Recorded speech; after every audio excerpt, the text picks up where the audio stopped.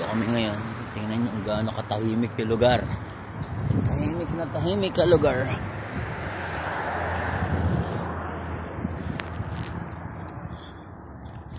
Anta kami ng Honda.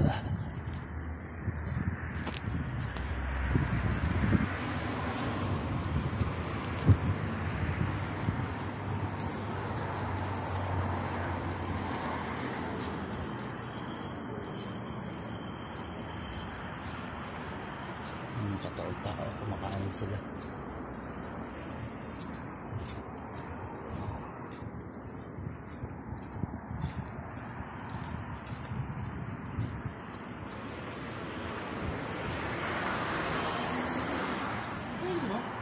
Hindi, doon pa sa isa. May mga trolley. May mga trolley, Jerry. Yan.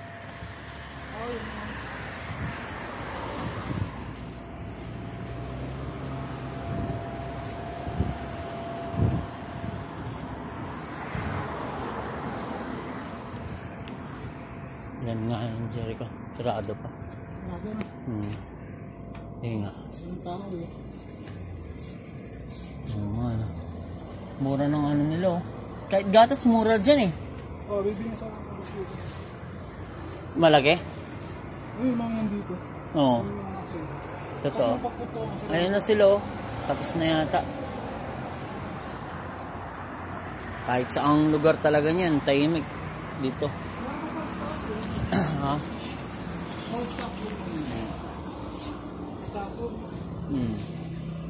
Ano? Mura dyan compare sa ibang mga ano. Mga restaurant to. Mga restaurant. Masasakyan, wala dun nakaano. Kumakain pa talaga. Dito muna tayo, no? Jericho, upo muna tayo.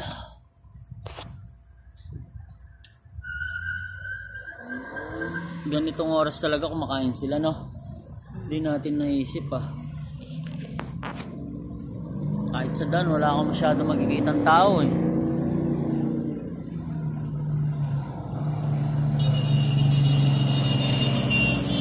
Parang nagkikipag-racing lang yan, oh. Tinodo niyan eh.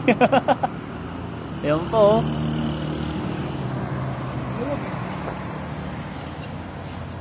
Ano, hintay ba natin o balik tayo sa ano? Ano pa lang eh, anong oras pa lang? Ha? Balik muna. Sa Panda? Saan? Sa Panda? Balik muna tayo sa atin? Ano nga sa 6:14. Uwi muna tayo? Pwede. Kaya nga, no? Tara. Balik muna tayo. Mahaba-haba pa yan. Oo. Tsaka madali lang naman yung atin dito. Lapit lang naman, sa diretso lang, di ba? Oo. Lapit lang. Yung paper plate, doon sa may ano, meron doon. Sa atin. Oo, kasi nakakita lang ang paper plate. Oo. Balik lang tayo pag 7:30. 8 naman yung kainan eh. 8 niya niyaya ata ni Martin yung mga kasama eh.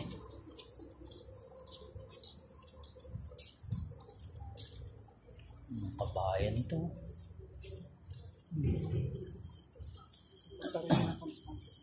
Ha? Bakala siguro. Tapos na sila eh. Oo.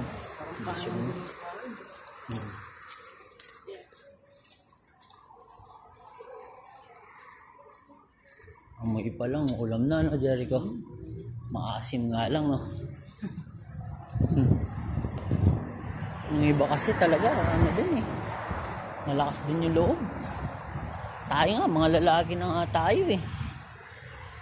Kaya yung iba napapahamak sa lakas na loob nila, no? Yung iba kapit sa patalim na rin kasi mga takas sila eh, yung iba. Daming nahuli, Jericho, sa Jeddah. Kailan na naman meron? Mga naka-short, mga mahabang buhok.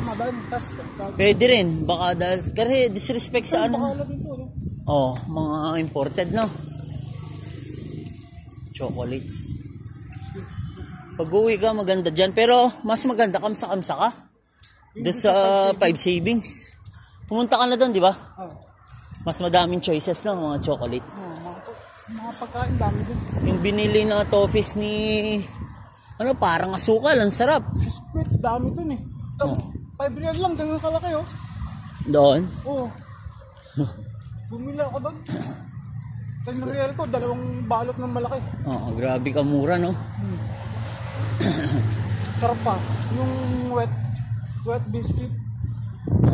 Sakasaw mo na sa kape, tas milk. Pwede na, no? Milk biscuit. Oo. Sarap. Ganyan katahimik yung lugar, oh. Pag ano talaga. Is din. Tsaka nakita mo yung bigayan ng ano, pagkain. Okay. No? Pag may magkabot dito, pagkatay natin. Oo. Dapat pala kumuha na tayo dun. Sayang din yan. Tsaka hindi, may pakain ngayon eh. Niluto ko nga yung longganisa. Sabi ni Tintin, ba't ka magluluto? May pakain. Sabi ko, sin ba pakain? Sabi niya, yung sa ano ko dati, sabi niya. Magpapakain ka pa eh, nagbabayad ka ng ano, sabi ko. Di ba gumagastos ka rin, sabi ko sa kanya. Balak niya na daw yun nung minsan pa. Bagay, sobra-sobra din yun. Sabihin mo nang sa ticket niya na 500 siya oh. 1,000 na lang. 1,000 magkano yun? Tapos may libre pa siyang box. Sabi ko, Tin, pag kinuha mo yung ano, hindi ticket, box. Pag sinabay, bibigyan siya ng XL na free cargo. Oo. Oo, hindi ko alam kung Makati or Skyfreight o kung anong cargo yun.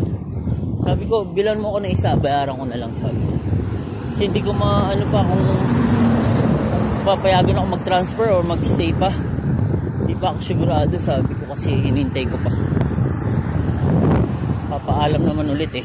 Tsaka nung kinausap, yun naman yung huling ano eh, usap naman eh. Papayaga ka. Na tapusin ko yung ano ko. Pero yun nga, kung gusto ko daw na increase na ano, kailangan payagan ko silang ma-promote ako. 3,000. Accept ko daw. Oo. Hindi ko alam kung 3 o 2,500. Basta payagan. 2,700 yata Accept. eh. 2,700. Oo. Accept ko daw yung ano. 2,700 yung kailangan eh, diba? Oo. Accept ko daw yung promotion. Kung gusto kong ano. Sabi ko, titignan ko. Sabi niya, may future. May future kayo dito. Sabi niya. Oo. Hindi na rin ganun kabigat. Oo. Tsaka 2,700 sahod mo, diba? ang maganda doon. Tsaka kamay mo ng trabaho. Oh, isa pa, hindi ka magbabago. Yun lang, nalilipat. Sa either Jeddah daw or sa bagong store. Ano yun? Jeddah. Sabi ni ano eh, George, sabi niya eh, si ano naman, si... Sa'yo? Oo. Matangkapin ko na yun. At least isa din yan. Yun yung advantage dun eh. Hindi ka na mag-stimula. Although, lilipatan ko, dati ko naman ano, pero bago na naman yun eh, mga kasama. Pero maganda dun, head barista ako dun. Mababa, 5,000 ko dun, sigurado, Jericho, promise. Siya yung nagbigay sa akin ng malaki sahod eh, si Madam eh. Dito na tayo dumaan, no? Parang ulan. No? Makulimlim.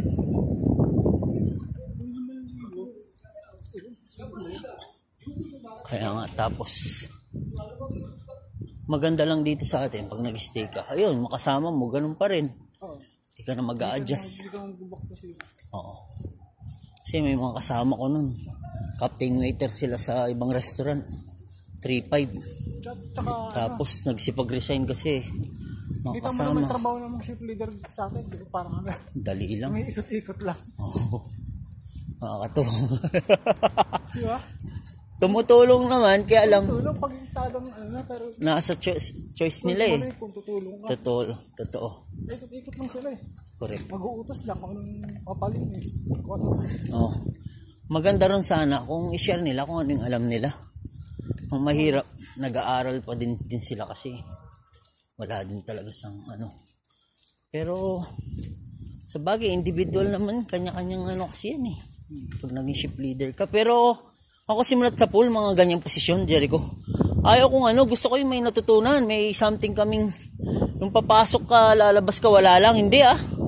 Maganda may something na remark sa iyo yung tao na about sa standard or something na ano. Hindi ka maboboring.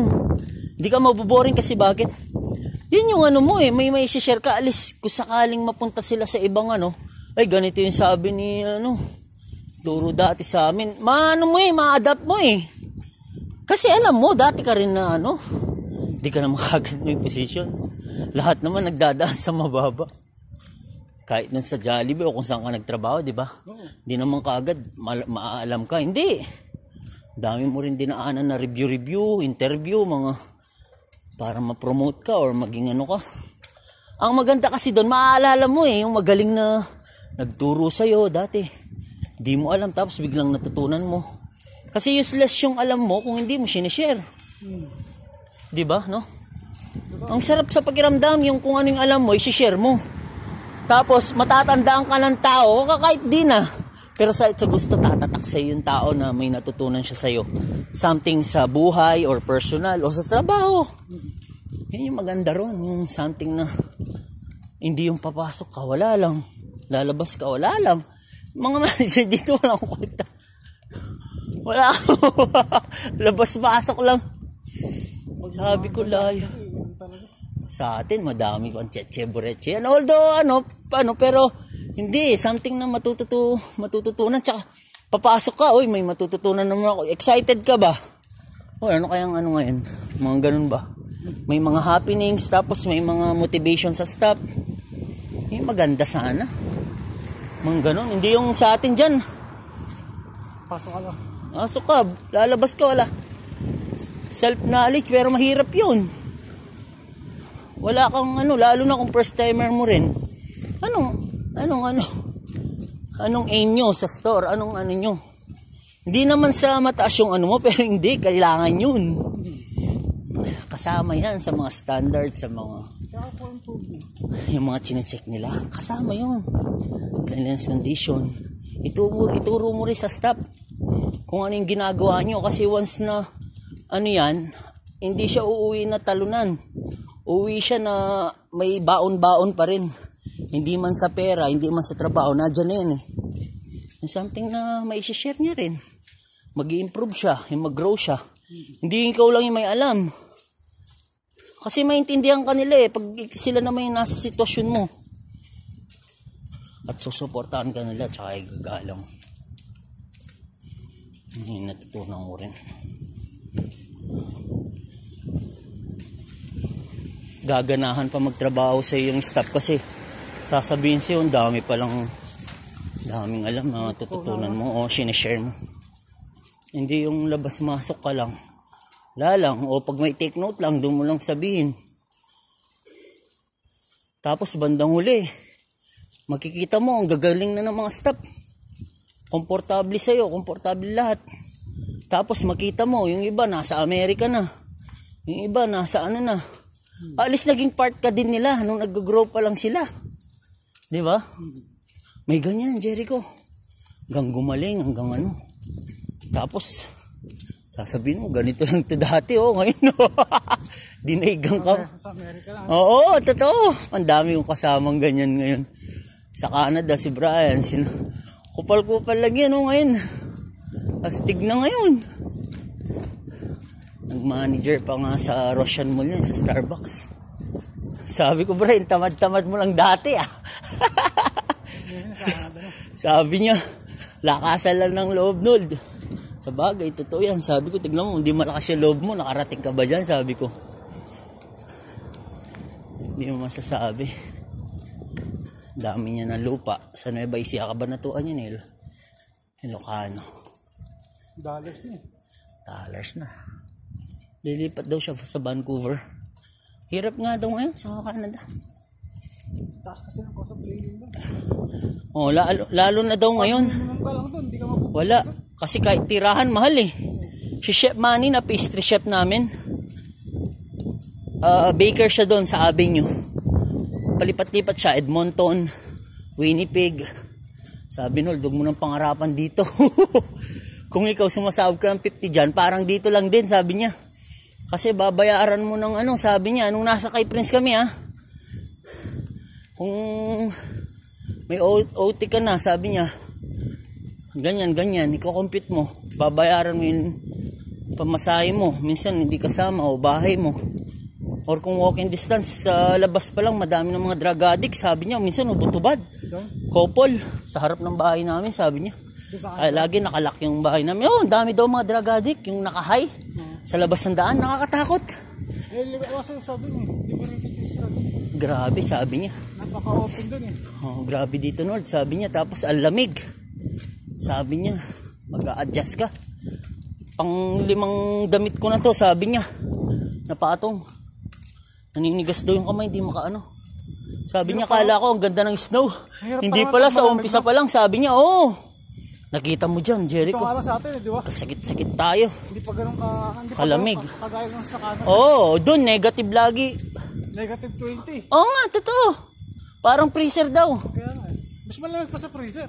Malamig sa negative na 20. Yung freezer, nasa negative 7 lang. Negative 10.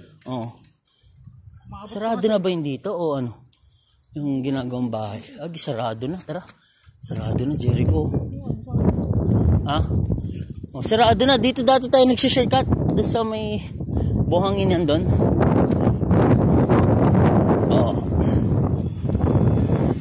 Tapos, minsan, nakahambala daw sa entrance nila. Ito ba? Babae. Ay, wala sa sarili. Tapos ilang minuto daw, okay na naman. Parang mga zombie. Makita mo sa daan, ang daming nakahay na, nakaganon. Ilang oras daw, nakaganon, di man nangangawit. Sabi ko, di nga, chef, kala ko sa US lang yan. Yun sa mga pinapakita sa YouTube, di ba? Ay, sa TikTok ba yun? No? Sa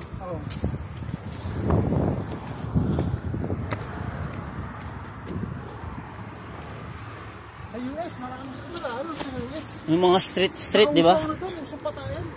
Doon? Sa US, di ba? Oo. Kasang taon na lang doon. Crime rate. Inopen kasi din yung marijuana eh. Paano kasi yung mga bata, nakakapagod. Oo.